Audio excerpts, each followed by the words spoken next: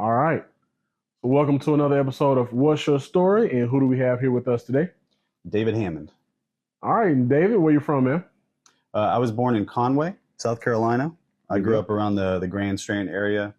Lived a little bit in North Carolina, the upstate, but primarily around the Grand Strand All area. right. I'm gonna, tell people how we have you here today. Worked together for a couple years. You're a great artist. So, I don't really know your story that well, to be honest, but I mean, I seen some of your artwork. I like what I saw. So we're gonna talk about that, talk about how you fell in love with art. But this platform is for helping others. Hmm. So the first question to start this whole thing off is anything you feel comfortable sharing, anything that you've been through that you feel like you can share with others to help others get through something hard. Mm. Um, well, I had a pretty normal childhood, but as I got older, I started experiencing a lot of dysfunction in my family. My father had a lot of problems with drugs. My mother was an alcoholic. Uh, I moved out of my house when I was 16 to live on my own. Struggled a little bit, had some run-ins with suicide attempts, things like that. Um, and then got married when I was 20 and young. Raised a couple of kids. Got separated, and since then it's just kind of been trying to figure out how to live an adult life. You Yeah, know. I mean, as far as helping people, I would say what's benefited me is surrounding myself with positive people, good friends, people that you look up to, that you want to be like, people that you feel you can learn valuable lessons from, and try not to surround yourself with negative people who are, getting you caught up in their drama and their negative cycles. yeah, You know, I think that's a big thing that a lot of people, they don't do as much as they probably should. Um, I just slowly, once I started realizing that my life was kind of falling apart, I started trying to remove people from my life that just weren't helping me. You know. yeah. And you aren't the first guest that mentioned suicidal thoughts and Hmm. things like that, or dysfunction in their family or anything. I always just love to touch on that topic because I feel like in today's world, people, you never know what anyone's going through. You know what I'm saying? People can always put on the act and be one way in public, but you never know what's really going on in private. Sure. So I know with what we're doing, that's the center, kind of the center of what we're doing. That's why we're so hell bent on helping others for that reason. You know what I mean? To let people know that the main thing is you're not alone. No matter how anybody portrays himself in the public, you know what I'm saying? You never know what they're going through when they're alone in their room. You don't know how they prepare to come out into the world and just act like there's nothing going on. Oh yeah, for sure. Yeah, you always hear like the happiest people are really, or the people that's always happy are really like the saddest people. You know what I'm Yeah, saying? yeah, and I So think it's because people feel ashamed of showing that, like they're failing or something like that. They don't want to show their vulnerability. yeah, You know. I totally agree. People do it for a number of reasons. I know one main one. A lot of people say that they feel weak or they don't want anyone to use that against them. Hmm. Just when they're at a certain point in their life, if they feel like they're afraid to open up, if they open up to this person, then later down the line, that person can use the information and throw it back in their face Sure, and and that stuff like happens that. sometimes too. Yeah, especially in relationships, stuff like that. Yep. Yeah, Yep. I hear that a whole lot. I Yeah, hear it that a gets it whole gets a lot. lot more complicated when you're in a relationship Yeah, or when you have kids involved, stuff like that. yeah. So I can definitely speak from experience on that. yeah, so I appreciate you for sharing that. You know what I'm saying? Because a lot of people won't open up about that. So Sure. thank you for sharing that for Yeah, of sure. course. I mean, I'm kind of flippant about it and stuff like that, but at the Yeah, time, it was obviously pretty traumatic, you yeah, know. But I mean, I just kind of try to treat it as a part of my life, you know. yes, sir. So on to your art, man. Um, I always see you most of the time either playing a video game or Hmm. you drawing or doing something. Hmm. So when did you find out that you had a unique talent for art? Yeah. When did you find out? Like what age? Real young, like 3, 4 years old, maybe even younger. I mean, like it was just something that I did nonstop. Yeah. And I will say, when I was younger, I had a lot of encouragement from all the adults in my life, father, mother, grandparents, all that stuff. Like they just noticed that I had an aptitude for it, and they would buy me art supplies and facilitate me being able to do that as much as possible. Yeah. So I did benefit from that a lot. But I mean, I can't really say exactly when I fell in love with it because I've always been in love with it. You know what I mean? It's Gotcha. more like it's been kind of a part of my existence since before I can even remember. Where were you Yeah. drawing? Do you remember drawings you were doing at that age? Yeah, well, I mean, I grew up in the '80s, and I was really into a lot of like Jim Henson stuff, and like fantastical movies, fiction, stuff like that. So I drew a lot of mythological stuff, aliens, superheroes, stuff like that. I mean, I wasn't as much into comic books, but I still did a little bit of that kind of stuff. Yeah. Just kind of delving into like inner reality, imagination. I mean, I drew from observation stuff sometimes, but it was mostly from whatever was in my head. Yeah. Video games, stuff like that. I've always had a fascination with people that could draw Mm. because that was such a difficult thing for me. Uh, I could never draw. I could barely draw stick figures. So when I see artists, um, I'm always amazed because I don't understand, especially people that draw from memory or just imagine something and just they can get out their brain on paper. Yeah. I still to this day don't understand how people can do that for real. Like Yeah. how would you say your process is, how it works for you? I mean, I think that people have, they have people often have different types of visualization. Like for me, I can't really picture uh, music. Like I'm, you know, like not very rhythmically like gifted. You know what I Yeah, mean? And then I watch people read like sheet music and stuff like that, and then play the notes. And I like that's not something that I can really like see very easily in my head. I mean, to be fair, I've never like trained at that very much, but I think that people often have a certain way of seeing things that other people don't. yeah, It's like the same thing as like how some people say they don't really have like an inner monologue and stuff. Like I can't imagine that not being a thing, but they can't imagine having one. yeah. You know what I mean? So I think I don't know if it's a gift or what. I mean, I've definitely like my daughter's an artist too, and she's just like I never pushed it on like any of my kids. Like Yeah, oh you're gonna be like me or anything like that, but she just has that thing. Like she's got a compositional sense. She can see something in her mind and she can translate it onto paper. And my son has it to a certain degree, but he's not really the same that she is. You know, gotcha. so I don't know exactly like what my like how it starts, like the genesis of it. It's just kind of like I see it swirl around in my mind, and then I just have to start applying like my actual will to doing it, and then it'll kind of find its way in the process. You know, Okay, cool. Yeah, and then that's cool. I mean, when I was younger, like through my teenage years, I wasn't making a concerted effort to learn like the actual science of art, like something that you'd go to art school for. You know what I mean? Like to teach you the foundations of it and stuff like that. I just had what I would say was just kind of like a natural instinct for it. But that only took me so far. And then when I turned 20 or 21 was when I really started like applying myself. Hmm. Um, I started seeing a friend of mine showed me a video of like this guy who was doing like these monster designs, and it was like for conceptual art for film. And I was like, I don't know, whatever that guy's doing is that's what I want to, that's the kind of stuff I want to do.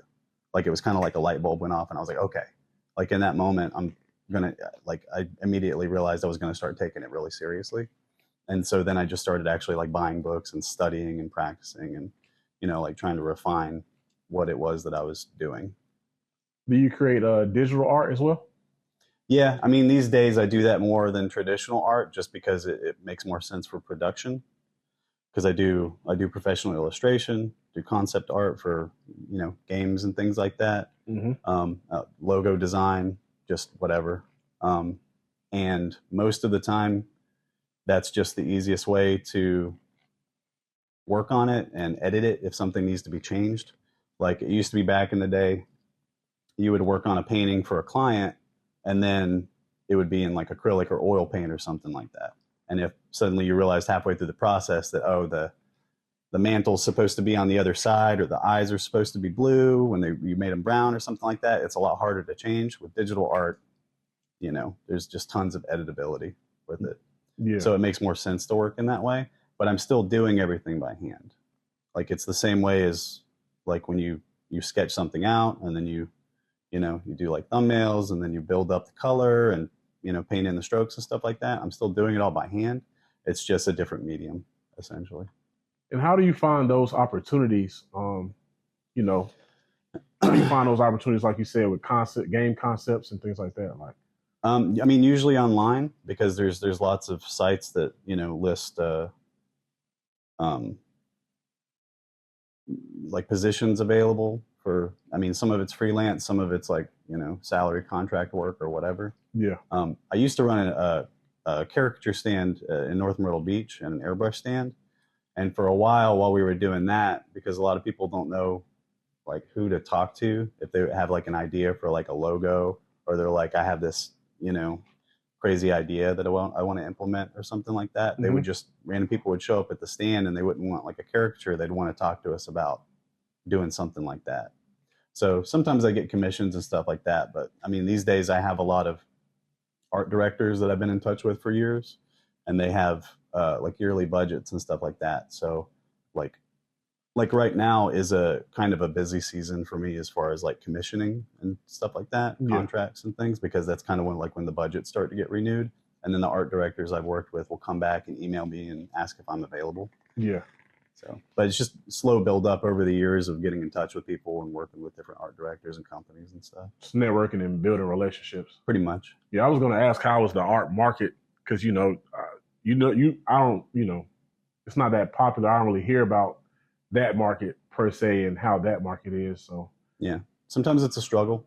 I mean, I've gone through periods where I do it full time.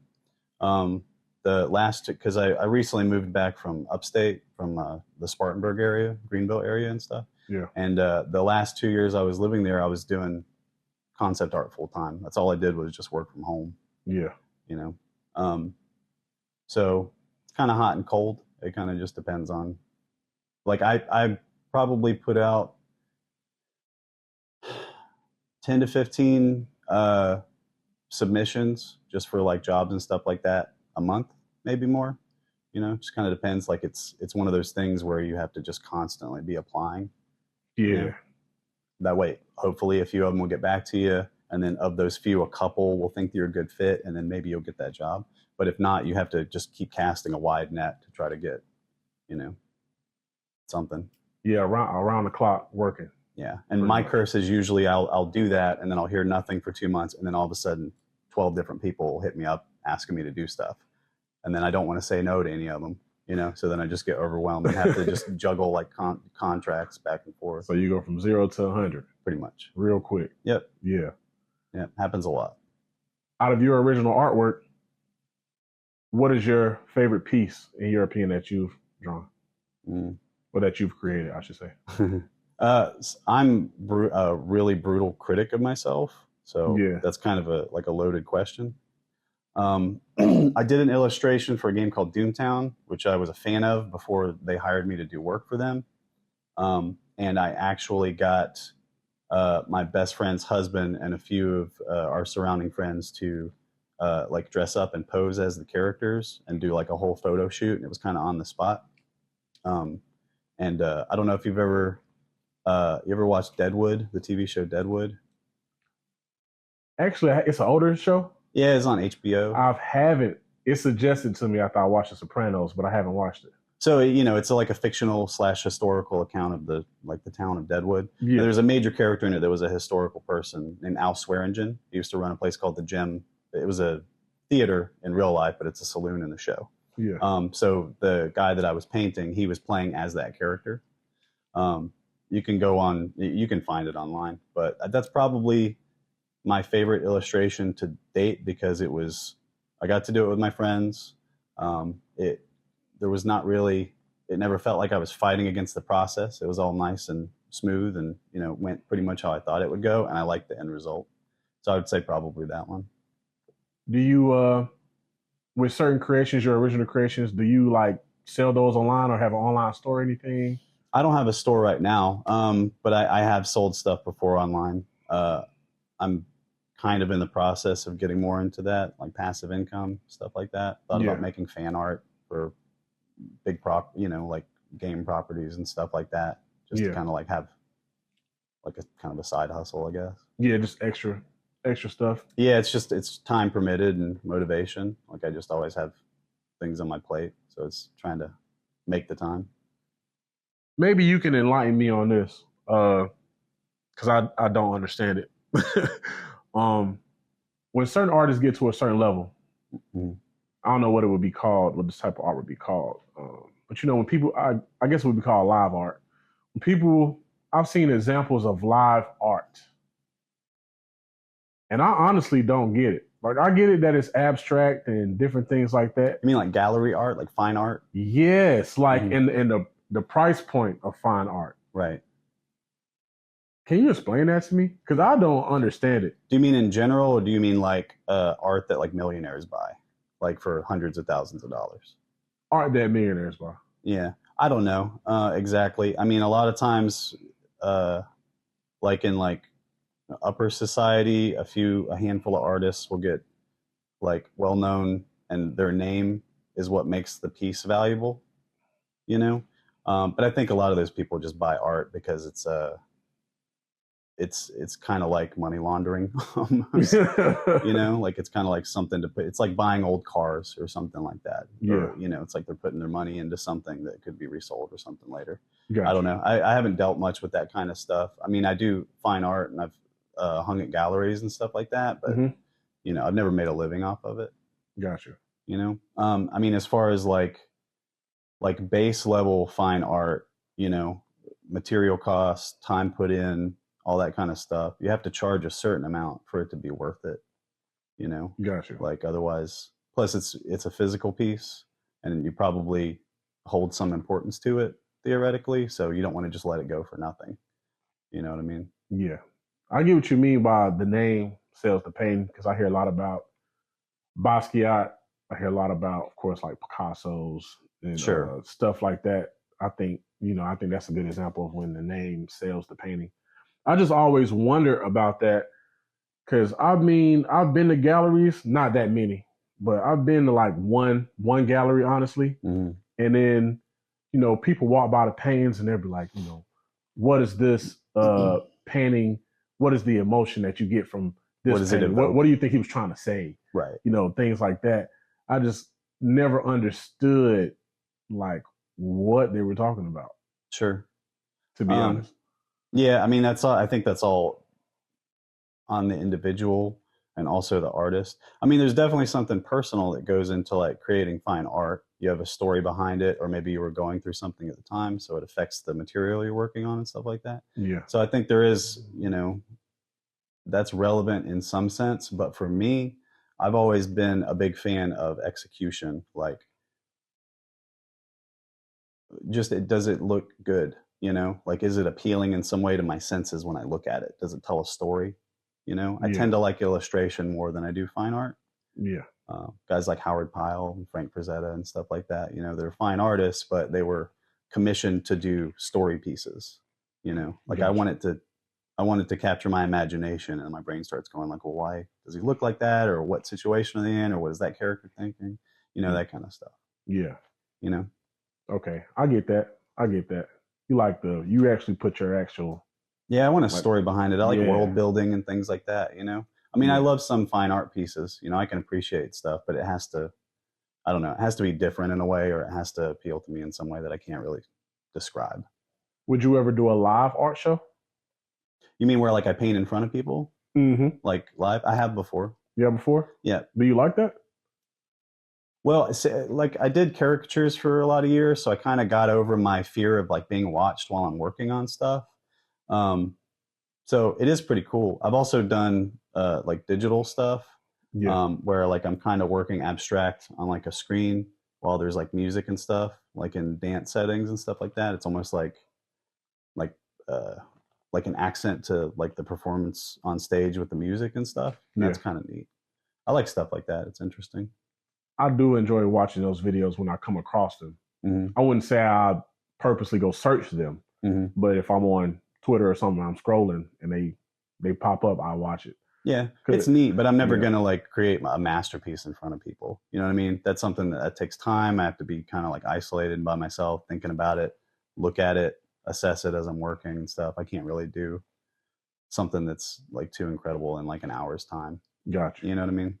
Something that I always thought about with art, as far as like what we were talking about earlier with the super expensive pieces, that's when I realized like you hear about the starving artist, Hmm. but then That's me.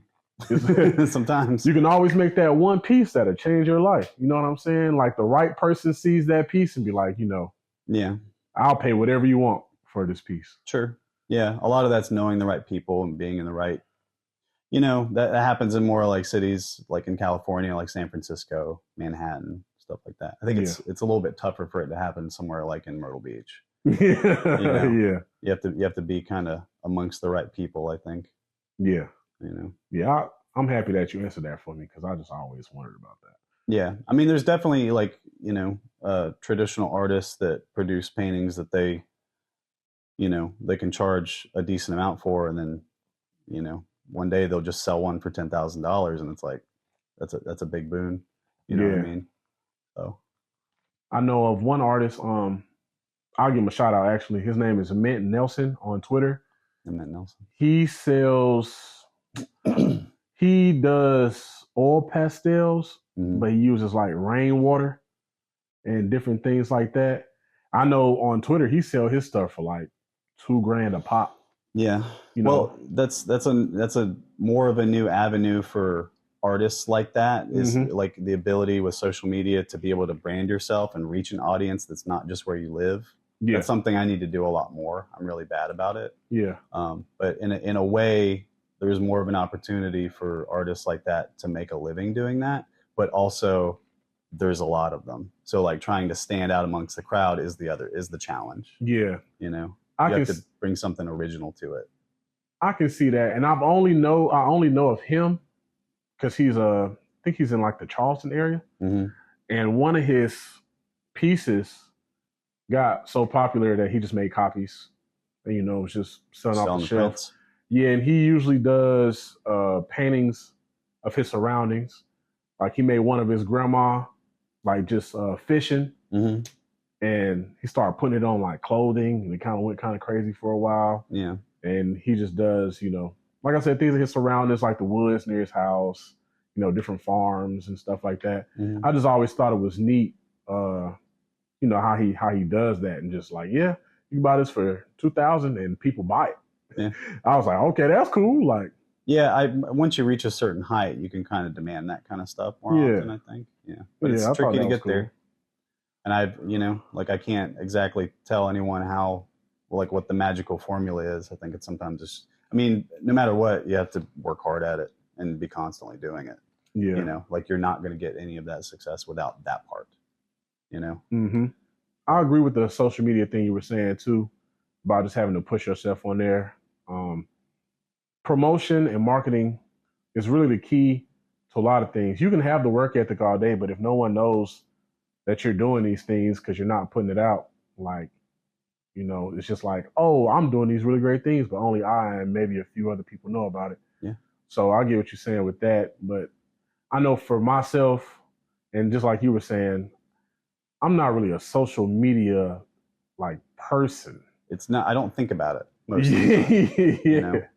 At least not posting wise. It's not in my routine. I don't really I'm trying to kind of like make myself do that more.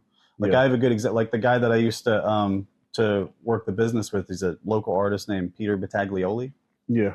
He works at the flea market in North Myrtle Beach. The Sun Flea Market. He's an incredible artist, and he has just like thousands of images of all the different illustrations that he's done. He primarily does caricature stuff, but he does literally almost any celebrity that you could ever think of. He has just a massive portfolio. But because he's not really savvy with social media and stuff, like I guarantee he would take off. you know, if like he just knew how to promote. But he's, Yeah. you know, he's a little bit older. It doesn't really come natural to him and stuff like that. He doesn't want to be bothered with it, which Yeah. I don't blame him.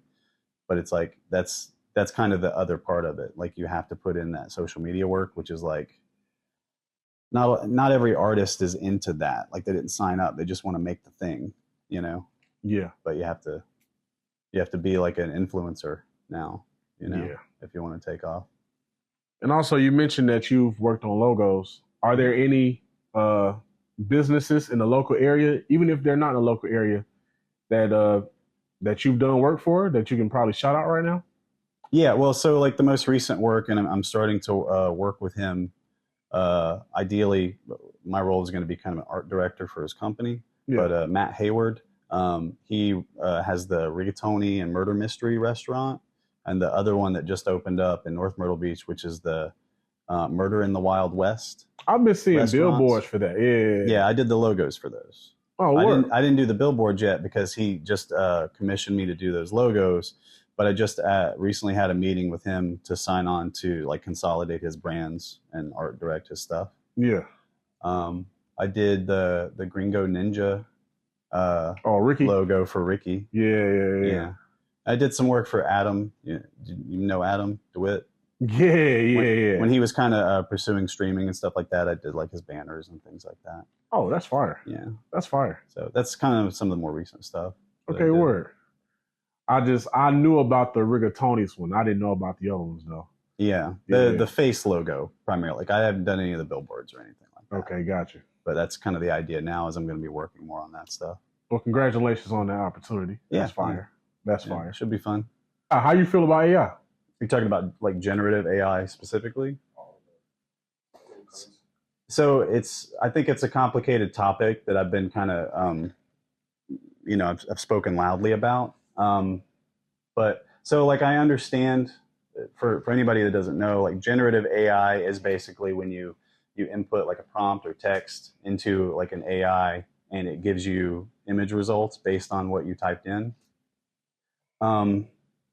I understand from the viewpoint of people that like it, that like the democratization of art, like not having to spend so much money to get like a particular vision done or not knowing anybody who can produce something that you want, the ability to be able to do that on your own very easily, I could see it being appealing.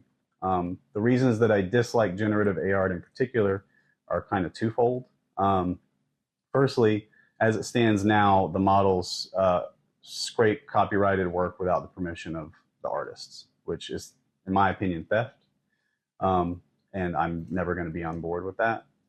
If there was a way, because I know some companies are starting to like offer their selection of images and things like that for like scraping purposes, I don't have a problem with that because that's all done with permission. But as it stands now, the way that the AI models use images from the internet without asking any of the artists first is not, I don't think it's ethical. That being said, the other issue is that I think it undervalues the human element behind art and how important that is to society. Because no matter what, like even if an image doesn't have a story necessarily that's personal about the artist, kind of knowing that an image was created by human hands and knowing that there was a process that was thought out behind that, I think is inspirational on a deep level that we can't even really put into words. I mean, without human art, I don't think society can exist in a healthy way. If you look around at everything, it's all related to art. So I don't think you're going to be able to get that same sort of inspiration and story from like machine-driven art. At least not. It's basically like you're looking at art as a product exclusively, and not as a process, and not saying anything about like the human experience. And I think that's a big mistake. Can you explain more how the technology of AI works? Because I don't get it. Well, I mean, I'm not I'm not an engineer. Like I'm Yeah. not a specialist at like coding AI or anything like that. But basically, these AI models that are really popular right now, ones like Grok and Midjourney and things like that, they're what they call scraping. websites, Google image searches, things like that, Pinterest, just anywhere basically you would normally find art. And it's using those pieces to formulate when it creates images. It means in terms of like color, composition, basically everything. And it does it kind of to the best of its ability, but if you're pretty sharp, you can usually see when something's been generated by an AI or not. Yeah. But the problem is that it's doing a lot of that, most of it really without the permission of all these different artists. Like it could just find a freelance artist piece on their website, and it utilizes that data without the artist even knowing it. So essentially, it's using the intellectual property of an artist and didn't even have permission. And like it's not always as simple as just like inputting a prompt that's kind of generic. A lot of times they'll actually put in, like people will put in, I want to have this painting of so-and-so in a car or whatever in the style of, and then they'll put the artist's name. And so that's a big problem to me because it's intentionally using that artist's style to generate its images. Gotcha. You know what I mean? Like there's hundreds of artists that were on a list that got leaked from Midjourney that, like then those artists found out and they were basically appalled. They're like, we didn't sign up for this. Gotcha. So like from an ethical standpoint, it just doesn't really work for me. Is there a way they can sue? Well, there's copyright infringement lawsuits going on right now in California and other places. Yeah. It's in the process. I mean, I know Gavin Newsom just signed some kind of law in California that was regulating or making it illegal, like AI voice acting and stuff like that, like basically using actors' voices without their permission. Yeah. Stuff like that. But it hasn't spilled over into like image generation yet, but it could. It's kind of like it's a few, poor artists against the machine. So Gotcha. You know how those things sometimes go. The wildest AI I've seen, in my opinion, on Twitter, they'll take a picture meme and they'll make it a video. Right. I think that was insane. Yeah, it's the same kind of stuff, pretty much. I mean, it's utilizing. I mean, I think Sony and a couple other companies are taking them for like lawsuits because they can basically, like, if you put in the right prompts, you can actually remake like Avenger scenes and stuff like that are almost identical to like the original, which proves that they're using the data specifically from those movies. They never asked like Sony for permission to do that. Gotcha. So it's one of those things that's kind of like an ethical gray area, I guess. But to me, it's a little repulsive.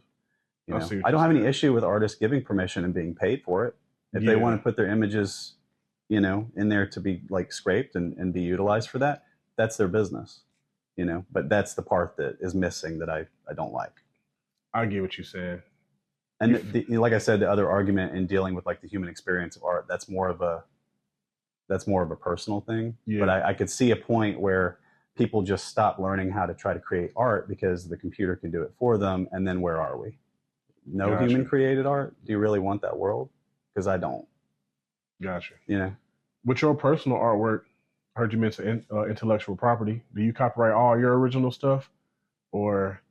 Well, it's depending on how you use it, a lot of it is copyrighted by default. Like if I can provably show that I was like, this was created by me, it was posted here at this date, etc. But I do a partial like protection. There's a couple of programs that are being developed. One that's called Glaze, and another one that's called Nightshade. Glaze is an app that is supposed to make the images difficult to be scraped by AI, if not impossible. Basically, the AI can't make heads or tails of what the image really is. It gets kind of scrambled and stuff like that. And Nightshade's a program that when you run it through that and then post it, it's supposed to actually sort of poison the algorithm that the AI is using to where it's less effective the next time it scrapes an image. Gotcha. But you've got the other side, the AI image people are developing ways around it, and it's one of those things. It's like hack, counter hack kind of thing. Gotcha. So it's kind of an ongoing technology thing. I think it's complicated. I think it'll get solved in some years, but I feel like because it's so new, they haven't figured out like a proper way to manage it. Yeah, it's like the Wild West. Like it's all new, and it's kind of unprecedented technology. Yeah. So I don't think people know what to do with it. Kind of. Yeah. I'd say the biggest thing is they don't really make a lot of money off of it right now, and it requires a lot of energy resources. Like they're talking about building nuclear power plants just to power AI.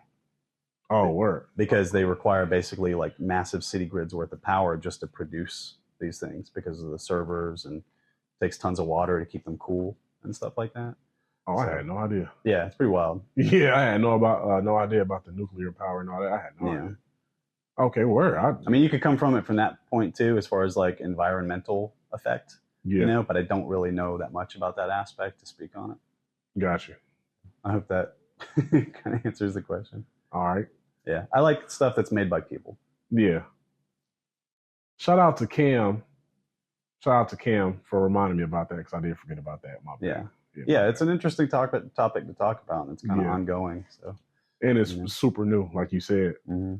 So it's good to hear from a traditional artist, about how they feel about this new form of art coming out. I mean, I'd be lying if I didn't say it didn't affect my bottom line too. You know what I mean? Like, I just don't think I've seen a lot of AI art, and it all looks very